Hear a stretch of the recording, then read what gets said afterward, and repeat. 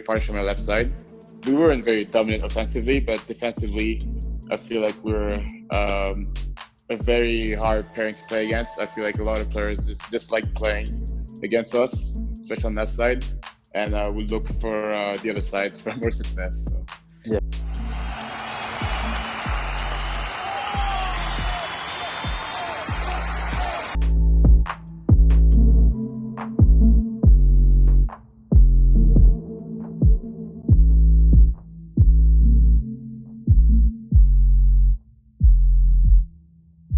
Let's talk about the CPL.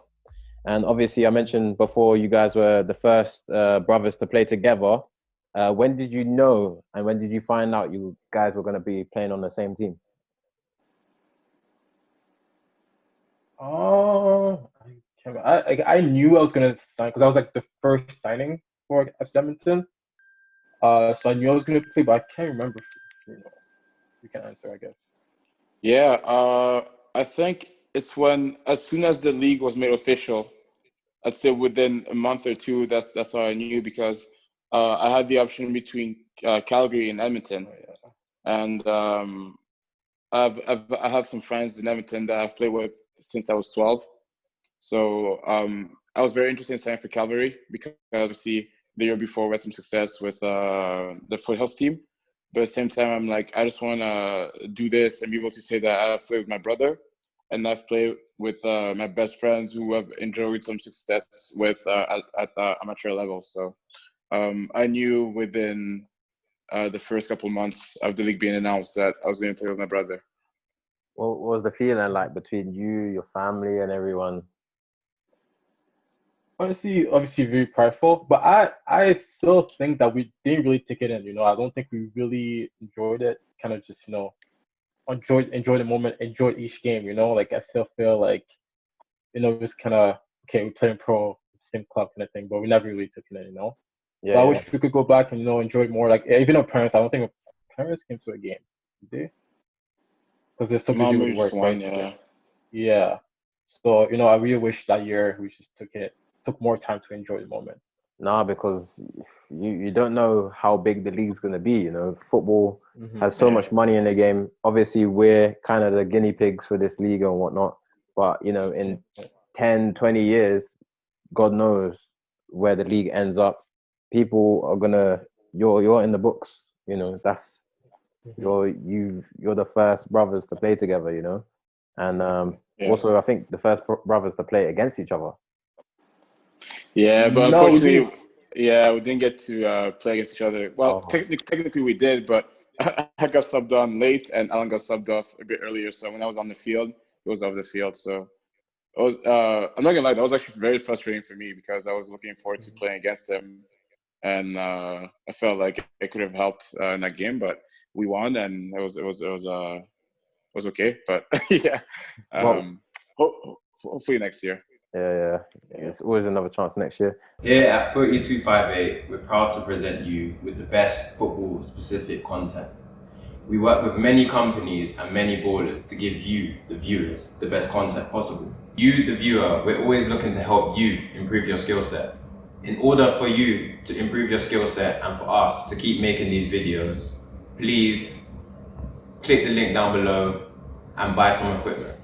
The equipment helps us run this channel, and also you subscribing to the channel helps us producing more of these videos to help you with your skill set and your knowledge of the game. Thank you for supporting FOOTY 258. What was the best memories you had from the first year together?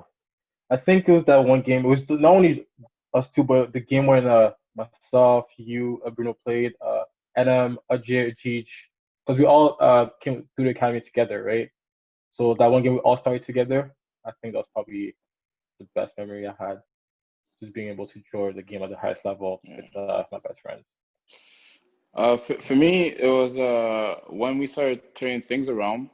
Allan came back from injury, and we hadn't scored a goal. Actually, scored one goal in about 6 games, and then we played against Cavalry that year. And for the first 25 minutes or so, we were very dominant, but we just couldn't find the goal. Okay, we lost that game 3-0. But then we went to Pacific, and again, me and my brother played on the same side, the left side. and then I scored my first professional goal, and we're both on the field, so it was very special for me, because the finish felt so natural. I just a nice goal, and then we actually won that game, and after that game we actually went on a great run. And for me, the best memory of it all is that I feel like we had a great partnership on my left side. We weren't very dominant offensively, but defensively, I feel like we're a very hard pairing to play against. I feel like a lot of players just dislike playing against us, especially on that side, and we look for the other side for more success. So it was a good year. Yeah. So then, obviously, 180, you've come to Cavs now. How was that for you personally, and obviously for your brother? Like. Yeah. So no matter what you do in life, you gotta look out for yourself first and look out for your career. And obviously, the league is very new, but it's still a rivalry, right? So that switch should be triggering fans, and hopefully it does, because that's how rivalries are built. But on a personal point of view, career-wise, it was a better move for me, because I got to my position. And then even if you think about it, when I joined, you did know about me, yourself, but you didn't know what type of player I was. So you get to kind of like discover me as a player, and that's what I wanted the league to do. Coaches, scouts, anyone really, fans, to be able to understand what type of player I am, because when I'm happy and I'm playing my position, that's when I'm at my best. And so leaving Allan behind wasn't really a tough decision. It was motivating more than anything, because we both really dislike talking about who's the better brother, but we really enjoy the competition. So we wanted to play against each other lots, and open a dialogue for fans, then say, oh, this brother's a better one, this brother's a better one, and so on. Yeah, it's kind of refreshing to see you guys, like, although your brothers, it's business at the end of the day, right? And exactly, yeah. You both have your individual lives, and you both live it in different ways. So that's interesting. What about, say for example, you, Bruno, this year? Don't you think it was a bit weird for you? I don't know. I'd be kind of weirded out if it was my brother, where we're in the meeting room, and maybe we're picking out the game, and maybe they're saying something to do with your brother. Don't you think that's a bit like, oh, that's my brother you're speaking about? I mean, yeah, it's definitely weird, especially when they try and like analyze his strengths and weaknesses. Yeah. And it's like, you've known him your entire life, so you know those better than the coaches does. So it's just a bit interesting to see how they view him as a player compared to how I know him as a player. Yeah. And the same for you, Allan, I can imagine as well. Well, yeah, but of course knew Bruno already, and yeah, when he was analyzing Bruno, he was telling, like, he's just saying, like, yeah, we know how he's as a player, like he's a good player kind of thing, So he never really talked about it with Bruno, but I don't know. Yeah, it wasn't the same for sure. He skated around that a little bit. Yeah. All right, let's just quickly talk about the bubble. We're all in the bubble. How did you find that whole experience, and would you ever go back? Personally, I hated it.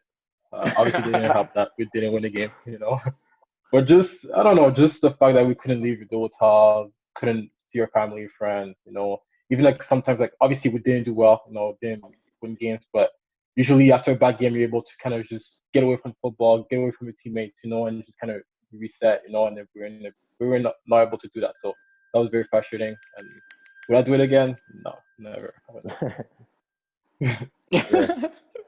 Yeah. Go on. Sorry. Yeah. I think for me it was definitely different than Allan. But what helped me is that I lived my life in the bubble the way I would live it at home. So even when we're having dinner, I would eat my dinner and then be the first one up, because I like my personal space a lot. So obviously after the last couple of weeks, it was tough, because it's very repetitive. The train's repetitive. You're very tired. You're eating the same food over and over again. But at least it's something you can say you've experienced. But like Allan said, it's not something you'd be willing to do every year. So if they're like, yeah, every year we're going to be playing a bubble tournament, I don't think many players will be happy with this. Bruno, I don't want to mix conflict of interest because, people could clip stuff out and whatnot. But Bruno, I want you to answer for Edmonton, and Allan, I want you to answer for Cavs. So Bruno, what did you see from Edmonton? Why you think they were worse this year? And Allan, why do you think Cavs were worse this year? I can go first. Yeah. So for me, it's actually interesting because I feel like their starting 11 was stronger than last year. Maybe one or two pieces would have made it stronger. So maybe one or two players from last year could have helped this team be stronger this year. But as a whole, especially offensively, I feel like they were more dangerous. But that club, the biggest issue is that there's a weak mentality at the club. Apart from maybe 5 players or so from the whole organization, the winning mentality isn't there. Whenever things don't go well, it's very normal for players to get mad, demand more from their teammates. But in Edmonton, they go the opposite direction. They don't do well. They say, "Oh, it's okay. We'll do better next time." Or they lose a game, but they play okay. They'll say, "Well, the positive is that we only lost by 1 goal, or we did okay, and we actually had a 20-minute spell where we're the better team." And that's how they think. And for me, when I was at that club, this is something I really struggle with because I'm very opinionated and I have a very strong mentality. So that's something I really didn't agree with, and might have gotten me in trouble a few times. And then also, I just feel like there was no philosophy. So look at that team, very good players. Again, some players who want to win, but you watch that team and you're trying to think, okay, what is their identity? Are they good on the counterattack? Do they have good structure? And so on. You guys were very direct. There wasn't enough variation in your play. It was pretty much stand up because you guys played together back this year. Center back have the ball.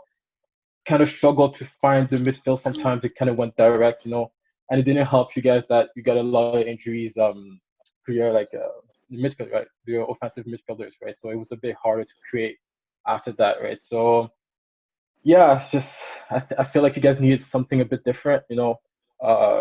We were able, most teams were able to kind of figure out what you guys were about, especially if you compare to last year. It's just that I think you guys probably should have added some pieces offensively to kind of just vary the game a little bit. Defensively, obviously very strong. Repress, best in the league. Just need something different. Obviously, you guys had bad luck with the injuries, but yeah, that's what I would say. I would say spot on with both analogies. So yeah, you guys know the game very well, from my opinion anyway. To end off, I'm just going to ask you a few questions. What are you guys looking forward to next season? Having a full season, playing 20 plus, 25 plus games for sure. I don't know where I'm going to play, but just being able to be in a position, center mid, out of I think 6 years pro, I only played 1 or 2 seasons in the midfield, so I would like to have another chance to play there and just obviously winning games as well. So playing a position, playing multiple games, and winning. That's all I want. What about you, Bruno? Yeah, really the same. I want to keep building on the season and then make a name for myself. I think I had a decent tournament, but I know I can do even more than what I did. So it's about showing that and getting more respect amongst other players and coaches and fans. And at the end of the day, I've won pretty much everything I could have won at amateur level. So now I want to win and feel the exact same way at the pro level. So don't know what my year will look like next year. But no matter where I am, hopefully I'm back at Cavalry. We're trying to be competitive and win everything there is to win. If you can give, young footballers, young soccer players advice watching this, what would you give them? What I always say is just work hard. I always say you're gonna fail more times than you're gonna succeed in the game. So you have to be strong mentally, and just even if you have failures, just wake up the next day and just try to analyze what went wrong and just work towards that.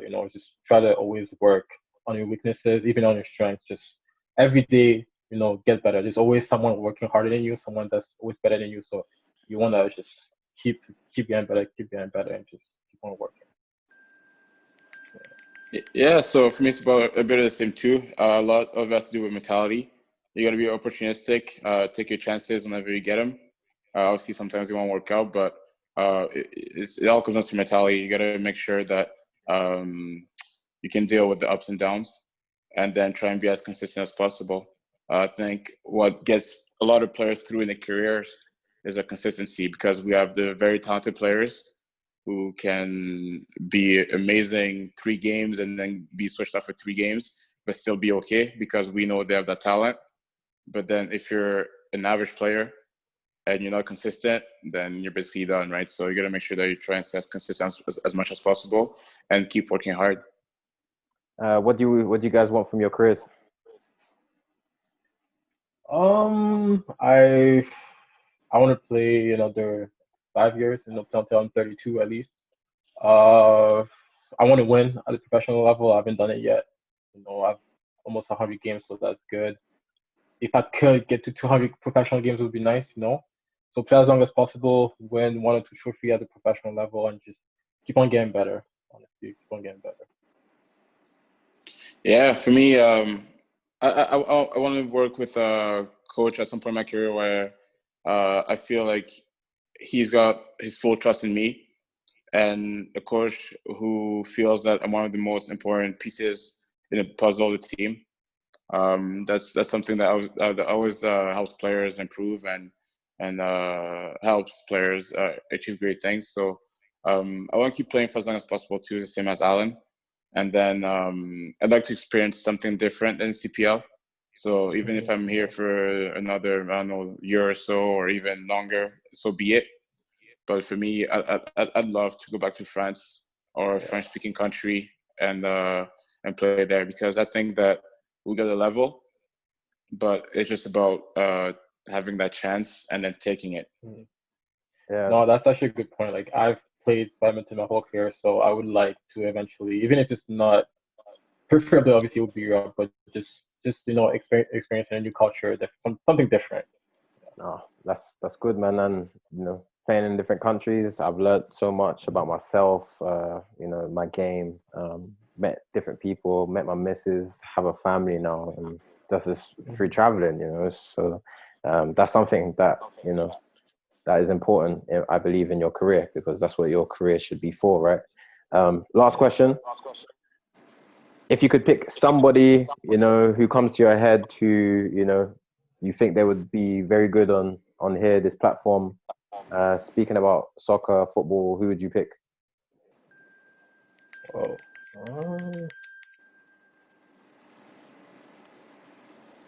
I don't know. Someone that we know. Yeah, someone that who you would be like, they would have a good story to tell on it. I'm definitely going for Elijah. I would have Daryl Fordyce. I play for Winnipeg. Oh, very good, yeah. He knows the game a lot. He likes to talk, so it's definitely a guy you should reach out to. All right. Last but not least, plug yourself down below in the description. Everything that you got going on, whether that be your businesses, your Instagram, social medias, and whatnot. I'm not big on social media, but you could follow my business pros. We just do one-on-ones. We do group sessions. So whenever you have your time, just check it out. Yeah, and for me, just my Instagram, it's Zebie11. If you ever have any questions or anything like that, then feel free to reach out to me. I try and help as much as possible. I do lots of coaching, so yeah, feel free. Cool. Thanks for coming on, guys. Much appreciated, and thanks for being honest, sharing your stories, and I look forward to seeing what 2021 gives you guys. Hopefully, it's much better than this year. Yeah. No worries, guys. Yeah. That was the Zebie Brothers. Us, man. No worries, man. That was the Zebie Brothers. But we're out. For more content like this, like, share, and subscribe.